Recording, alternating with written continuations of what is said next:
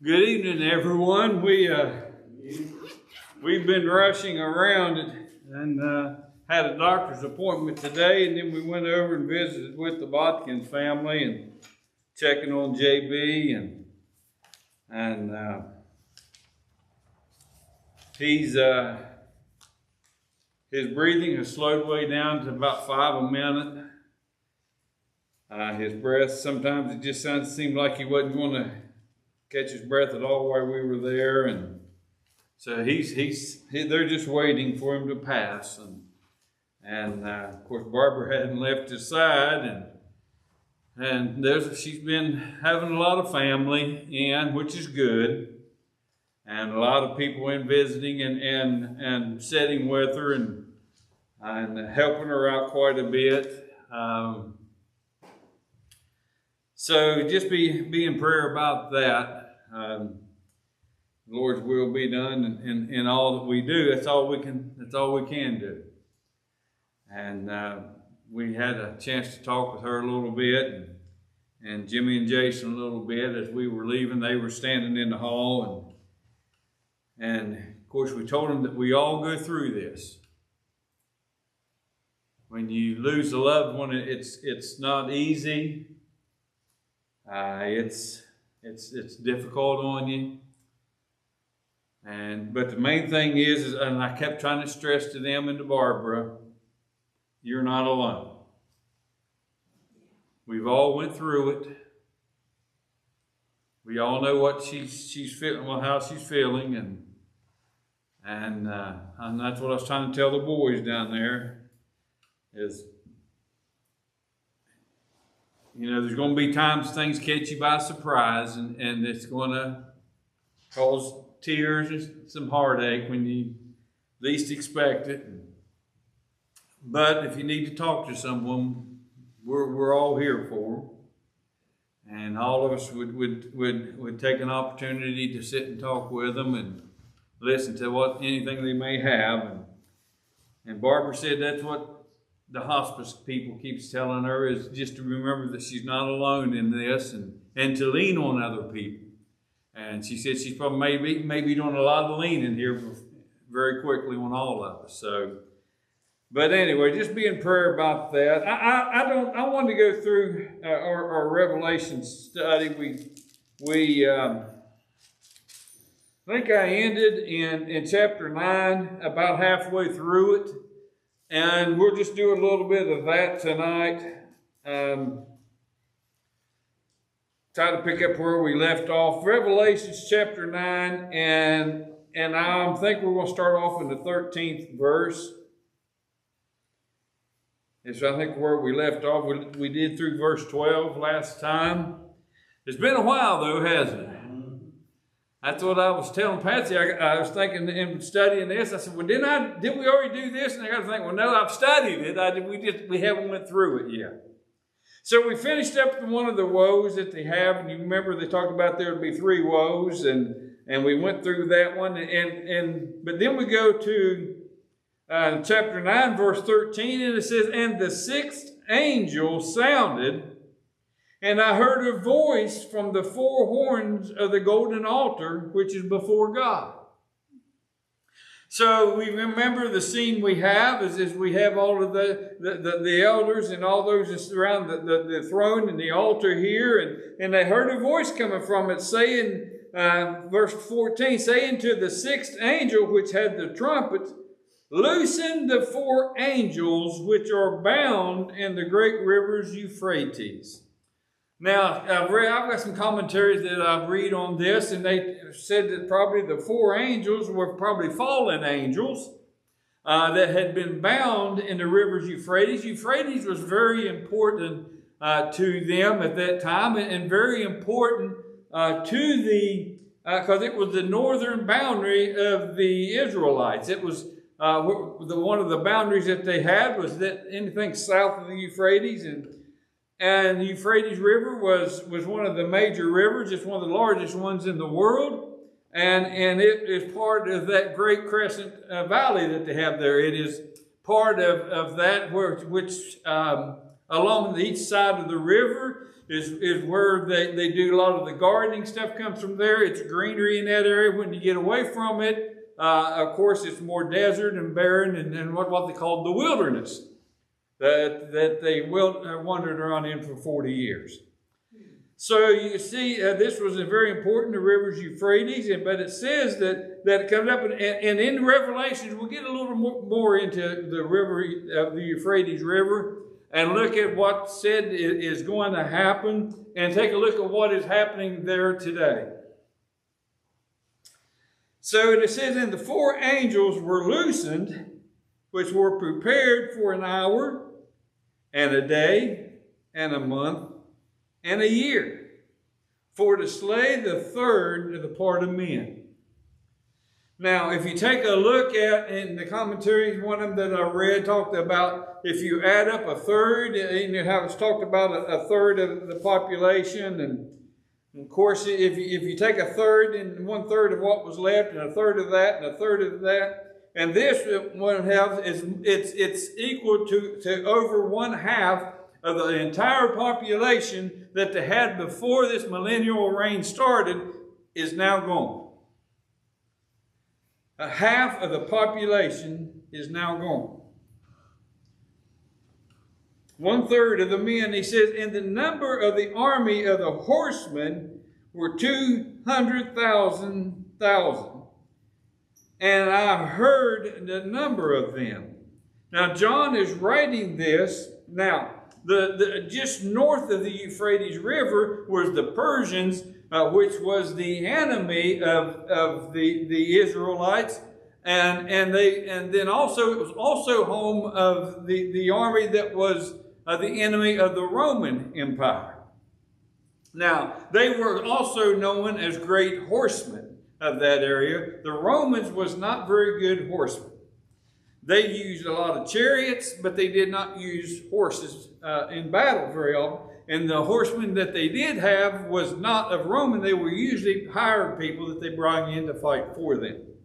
But the enemies that was north of them was great horsemen, and they was a very large number. Now, the thousands of thousands, and they talked about, in my book here, one of the translations was they would say that would be equal to almost 200 million horsemen. Now, of course, that meaning is that is such a large number that John could not count. A great number of men that was soldiers that was on horseback, that was coming in and really fighting it, and really to take over all of this. So the 6th angel, when they sound, that's the death of 1/3 of the surviving unbelievers that was left. And John heard these horsemen, and what a noise it must have been. He says, and thus I saw the horses in the vision, and them that sat upon them, having breastplates of fire. Now, here we have a description of this, and it is talking of fire and of jacinth and of brimstone. Now, in the original Hebrew text, when you go through and read those, they were collars. These were translated as close to the original collars as they had when it talks about them happening. And I actually have this here somewhere in mine. The first one there, when it talks of the translation of fire, it was really a fiery red collar is what it would be the closest translation to. And that jacinth, whatever that is a blue. It's a deep blue color, which would be used. And the brimstone that they use here was like a yellow, be closer to this. So they're talking about these was the description of the colors that these soldiers and these horses would have been arrayed in. He said, and then not only those colors, but he says, and the heads of the horses were as the heads of lions. Now, a head of a lion, in this meaning, a lion is often used in the Bible and of the writing of that time, because that was considered the most strong, ferocious beast there was. So a lot of times when you would hear him talk about the head of a lion, it necessarily didn't mean that it was shaped or looked like a lion, but it was a very ferocious person or a very ferocious beast. So you know that they were strong and they were feared. And it says, out of their mouths issued fire, smoke, and brimstone.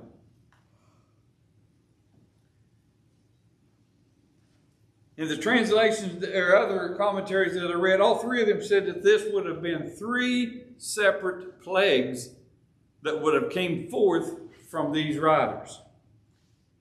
Fire, smoke, and brimstone. I don't think I would want to be around any of it. Brimstone, a hot rock. Brimstone, it is burning sulfur, is what it translated in. And it would have had a smell to it, and some of the translations and commentaries and things that I read talked about that, the smell and stuff it would have from it. By these 3 was a third part of men killed, by the fire, and by the smoke, and by the brimstone which issued out of their mouths. So we had these horses and these riders of innumerable amount that went out and had these plagues that came forth from their mouths that would have destroyed 1/3 of those unbelievers that was remaining. Now, I find this interesting. It says, for their power was in their mouth and in their tails. For their tails were like serpents and had heads, and with them they do hurt. Now, different people, different commentaries that I read, talked about what all of this meant. What it could mean was, maybe the horses had, or the riders had something on them that and a lot of them at the time had things that the horses had. So when they would move their tails, that it would swing and try to hurt people as they went. Different things of that time. But it says here, and the rest of the men which were not killed, the plagues were okay, I don't want to get into that yet.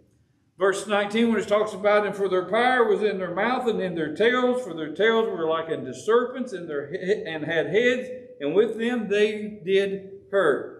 So you can imagine a rider on a horse that had this armor or the breastplate. They don't know if the horse also had a breastplate. It really doesn't say a whole lot in this about that, but you can imagine they were dressed in armor and they were killing all those that was around them. Now, this is the part that I found very interesting. And the rest of the men which were not killed by these plagues, yet repented not of the works of their hands.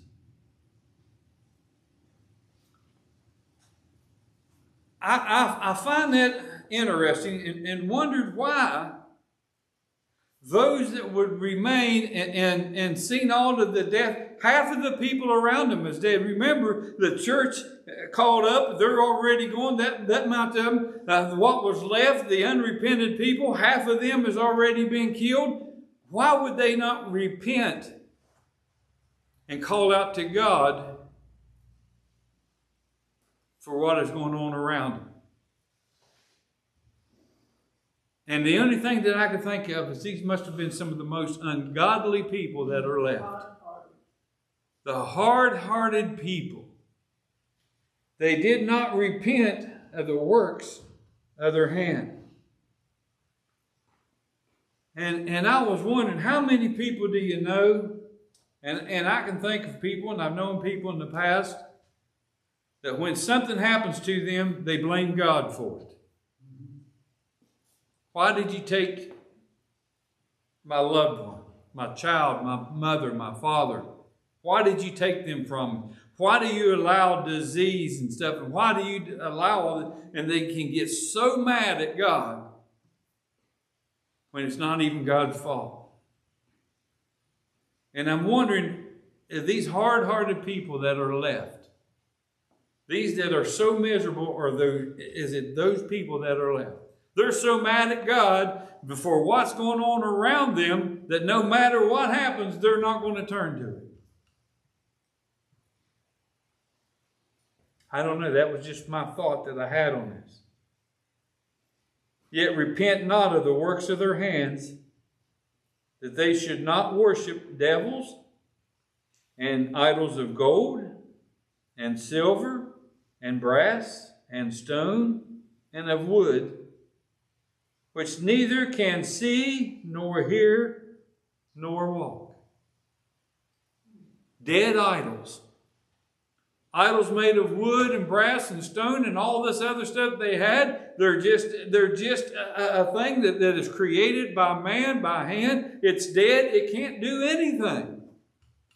But yet they worship that instead of calling upon the name of the true and living God. Neither repented they of their murders, nor of their sorcery, nor of their fornication, nor of their thefts. Of all the things they've done, they're not repenting of it, asking God forgiveness. They're sticking to that hard-heartedness no matter what is going on around them. Mercy, can you imagine how miserable and awful that may be? Who sent these people on these horses? Who sent them? Well, it was sent by the 4 angels that was bound in the rivers Euphrates. Now, the angels themselves didn't do any harm. They wasn't the one that killed, but it was the horsemen that they summoned. Probably a horseman from the pits of hell that was called forth to destroy. Well, I'm going to quit right there because when we start into this next section, it's about the chapters 10 and about half of chapter 11. It is a beginning of the next section that kind of goes together. So I don't want to break those up. Probably next time we get together, hopefully next Wednesday night, we may cover that whole thing. We may not get all the way through it. I don't know how far we'll get. But that all runs together in one section. So I'd rather for us to do that. I thought of, and I did miss the prayer request, and I thought of, well, for us to take just a little bit of time to see. And sitting down there with Barbara and her, and of course the kids, and Candy's down there, her JV's sister. She hasn't left the whole time she's been down there helping out Barbara quite a bit. She hasn't left her and helping her out. And it really makes me wonder, what is it that we could do? And you kind of feel helpless. You know what I mean? You really kind of feel helpless about it. And I'm thinking of that today and down there. I'm wondering if we could just take a little bit of time to have a little bit of prayer. And not just for them, but for anyone else that you may have, that we may need to bring up. Maybe there's other needs that's going on. My Uncle Gordon down in Louisiana, we've mentioned him. That they were just waiting for him to pass. He could pass at any moment as well. And I was thinking of them as well, and my cousin down there, their daughter, they have one daughter, and she's Patsy's best friend, and Patsy's kind of torn. She likes to go down there because that was Patsy's neighbor growing up and her best friend, and so she was at their house. Well, she's torn between, should she go down there or things going on here, we need to stay, and there's other things going on around us. And I wanted us to know if we could just take a little bit of time this evening and we can gather up here around the altar. I'd like for all of us to do that. And let's just think of who we may that we may need to want to pray for.